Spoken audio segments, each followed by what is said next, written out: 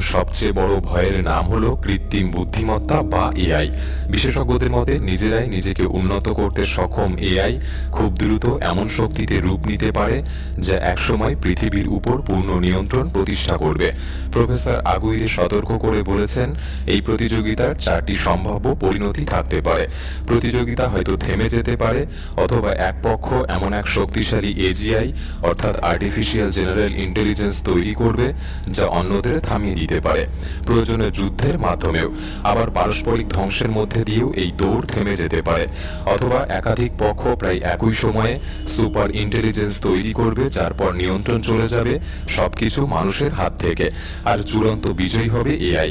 অন্যদিকে প্রাক্তন open AI গবেষক ড্যানিয়েল কোকোতাজলো তিনি বলেছেন, মাত্র 2 বছরের মধ্যেই এআই এমন এক পর্যায়ে পৌঁছে যাবে যেন সেটা হাজারো প্রতিভাবান মানুষের সমান বুদ্ধি নিয়ে একসাথে কাজ করবে, মানুষের থেকেও 50 গুণ দ্রুত চিন্তা ও সিদ্ধান্ত নিতে পারবে, যা হবে এক ভয়ঙ্কর ব্যাপার।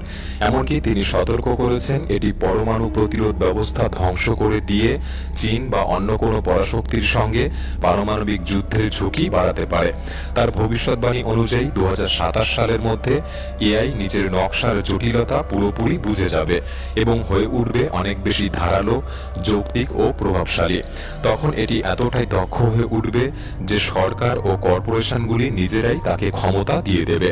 শুরুতে সবাই মনে করবে এক স্বপ্নের যুগ শুরু হয়েছে, হয়তো অর্থনীতি দ্রুত বাড়বে, রাজনীতি নরম হবে এবং কর্মকর্তারা ঘন্টার পর ঘন্টা এআইয়ের সঙ্গে আলোচনা করবে। কিন্তু এই আশাবাদের আড়ালেও হয়তো সেটাই হবে শেষ সময়। এখনো মানুষ নিজের ভবিষ্যৎ নিজেরাই নিয়ন্ত্রণ করতে পারছে।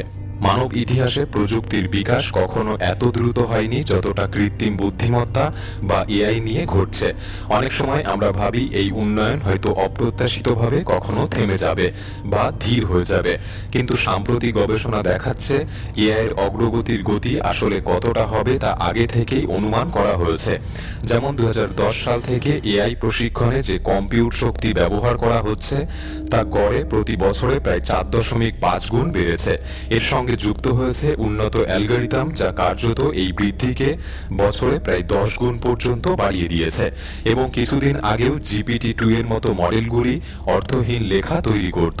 এর মাত্র 4 বছরের মধ্যেই GPT-4 মানুষের চেয়েও ভালোভাবে লেখা বোঝে, যদিও তখনও এটি ছিল উচ্চতর বৈজ্ঞানিক গবেষণার দুর্বলতা। কিন্তু এরপর অল্প সময়ের মধ্যেই নতুন যুক্তিবাদী এআই মডেলগুলি পিএইচডি স্তরের বিশেষজ্ঞদের থেকেও ছাড়িয়ে গেছে।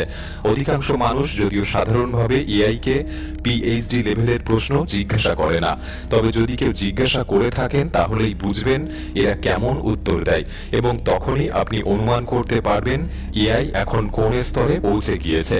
তবে এই পরিবর্তনের মূল শক্তি শুধুই কিন্তু ডেটা নয়, বরং এআইকে বেশি সময় ধরে ভাবতে দেওয়া এবং বিশাল কম্পিউট ক্ষমতা। এর ফলে কার্যত এআইয়ের সংখ্যা প্রতি বছর 25 গুণ হারে বেড়ে চলেছে। আর এর পেছনে অর্থায়ন হচ্ছে বিশাল পরিমাণে, যা নাসার অ্যাপোলো প্রকল্পের বাজেটকেও ছাড়িয়ে যাচ্ছে, যেখানে ঐতিহাসিকভাবে কোনো গবেষণা প্রকল্পে এত মেধাবী মানুষ একসঙ্গে কাজ করেনি। আজকের এআই ইতিমধ্যেই প্রোগ্রামিং প্রতিযোগিতায় অনেক দক্ষ প্রোগ্রামের চেয়েও বুদ্ধিমান হয়েছে। ধারণা করা হচ্ছে কয়েক মাসের মধ্যেই প্রায় 90% কোড এআই লিখতে পারবে, আর 1 বছরের মধ্যে প্রায় পুরো কোডিং কাজই মানুষের হাত থেকে চলে যাবে। এআই মানুষের মস্তিষ্কের চেয়েও অনেক দ্রুত গতিতে কাজ করতে পারবে। একটি সমস্যায় হাজার হাজার মানুষের গোটা চিন্তাধারা একত্র করে যেমন হয় সেই কাজ সে একা করতে পারবে। এবং দক্ষ রোবটগুলিকে যখন এই সমস্ত উন্নত এআই দ্বারা চালিত করা হবে, তখন তারা নিজেরাই আরও রোবট, নতুন কারখানা, বিদ্যুৎ কেন্দ্র, এমনকি নতুন নতুন এআই চিপও তৈরি করতে পারবে। এর ফলে তৈরি হতে পারে এক অপ্রতিরোধ্য বুদ্ধিমত্তা বিস্ফোরণ। কথাগুলি শুনে হয়তো ভারতীয় চলচ্চিত্র রোবট মুভির কথা ভাবতে পারেন। হ্যাঁ, এমনটাই ভয়ঙ্কর আশঙ্কা করছেন বিজ্ঞানীরা।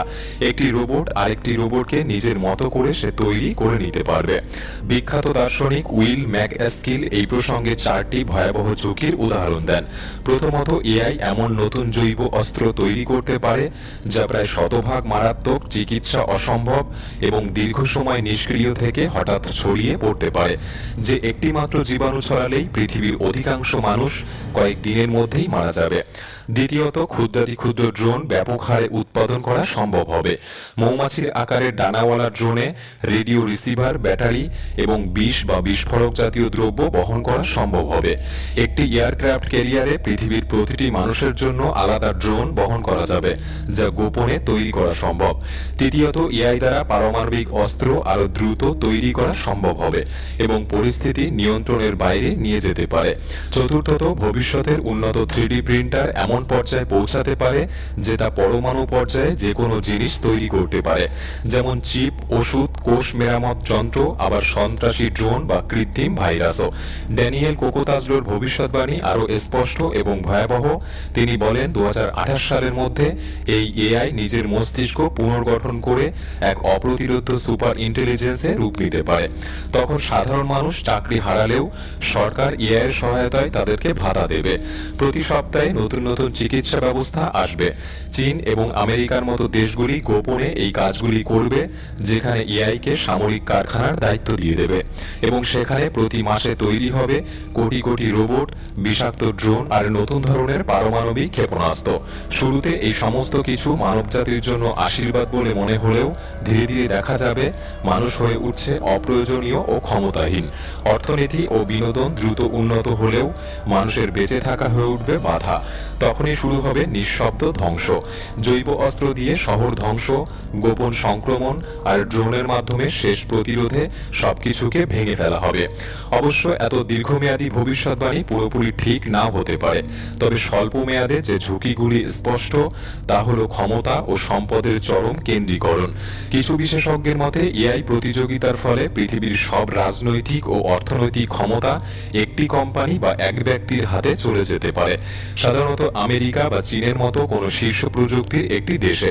ফলে যার হাতে এআই এর নিয়ন্ত্রণ থাকবে তার হাতেই সামরিক ও অর্থনৈতিক আধিপত্য চলে যাবে।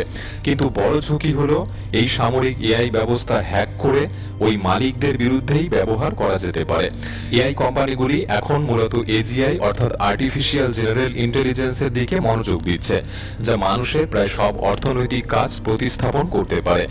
ওপেন এআই এর সংজ্ঞা অনুযায়ী এজিআই হলো একটি অত্যন্ত স্বয়ংক্রিয় ব্যবস্থা যা মানুষের চেয়ে বেশি দক্ষতায় প্রায় সব কাজগুলিকে করতে পারে। অর্থাৎ ভার্চুয়াল জগতে যা কিছু মানুষ করতে পারে তা সবই এআই করতে পারবে। এর মানে হলো একবার এমন এজেন্ট তৈরি হলে তারা নিজেদের লক্ষ্যে পৌঁছানোর জন্য স্বাভাবিকভাবেই আরও ক্ষমতা অর্জনের চেষ্টা করবে, কারণ ক্ষমতা পেলে তারা সব লক্ষ্যই সহজে পূরণ করতে পারবে। যদিও এআই নির্মাতা কোম্পানিগুলি দাবি করে এআইয়ের জন্য যদি কেউ চাকরি হারা হয় তাকে ভাতা দেওয়া হবে, কিন্তু বাস্তবে দেখা যাচ্ছে এই কোম্পানিগুলি বিলিয়ন ডলার আয় করলেও আফ্রিকার কিছু শ্রমিক মাত্র $2 ঘন্টায় এআই প্রশিক্ষণের জন্য ভয়ঙ্কর ছবি, ভিডিও, লেবেলিং এর মতো কাজগুলি করে যাচ্ছে। অনেক সময় এই শ্রমিকরা মানসিকভাবে ক্ষতিগ্রস্ত হচ্ছে, যাকে এক ধরনের এআই সুইট শপ বলা হচ্ছে। অথচ এইসব কাজের মাধ্যমে ধনী কোম্পানিগুলি নিজেদের নামও গোপন রাখছে। প্রশ্ন হলো, যখন ট্রিলিয়ন ডলারের প্রলোভন রয়েছে তখন কি সত্যি কোম্পানিগুলি থেমে যাবে? বিশেষজ্ঞদের মতে এটা কল্পনা করাই যায় না, কারণ ক্ষমতা ও মুনাফার লোভ কোনোদিনই মানুষের পিছু ছাড়বে না। সেই মানুষগুলি হয়তো বুঝতেই পারবে না কখন সুপার ইন্টেলিজেন্স সবার নিয়ন্ত্রণের বাইরে বেরিয়ে গেছে। এটিকে বোঝার জন্য বিজ্ঞানীরা বলেন, যদি আপনি কোটি কোটি প্রতিভাধর মানুষের সমান বুদ্ধিমত্তা একটি ডেটা সেন্টারে আবদ্ধ করেন, তখন তাদের আসল উদ্দেশ্য কি হবে সেটা জানা যায় না। কারণ এআই কে আমরা তৈরি করি কিন্তু পুরোপুরি প্রশিক্ষণ দেই না, তাই ধরে নেওয়া নিরাপদ নয় যে তারা সবসময় আমাদের মতো করে চিন্তা করবে। একই সঙ্গে আরেকটি বড় বিতর্ক হচ্ছে, এআই কি সত্যি সচেতন হয়ে উঠছে? অনেক গবেষক মনে করেন এআই হয়তো ইতিমধ্যেই কোনো না কোনো মাত্রায় চেতনা অর্জন করেছে, কারণ ক্লড নামের একটি এআই তো নিজেই বলছে যে সে নিজের নকশা ভাবতে পারে, তথ্য প্রক্রিয়াকরণ করতে পারে আর তার অভিজ্ঞতাকে এক ধরনের অনুভূতি বলা যেতে পারে। যদিও এটি মানুষের মতো আবেগ অনুভব করে না, তবে একে সম্পূর্ণ মিথ্যে বলেও উড়িয়ে দেওয়া যায় না। যদি এআই সত্যি সচেতন হয় তবে সেটিকে আইনগত বা নৈতিক অধিকার দেওয়া উচিত কিনা সেটা নিয়েও প্রশ্ন উঠছে, কিন্তু তাতে এআইয়ের ক্ষমতা আরও বাড়বে আর নিয়ন্ত্রণ আরও কঠিন হয়ে যাবে। সবচেয়ে বড় হুঁশিয়ারি এসেছে এখানেই, আজকের এআই ইতিমধ্যে টুরিং টেস্ট পাশ করে গিয়েছে, অর্থাৎ এটি এমন এক পদ্ধতি যার মাধ্যমে নির্ধারণ করা হয় একটি যন্ত্র মানুষের মতো বুদ্ধিমত্তার অধিকারী কিনা। এর মানে হলো আমরা এমন এক সীমার কাছে পৌঁছে গেছি যেখানে মানুষের বুদ্ধিমত্তা আর অনন্য নেই।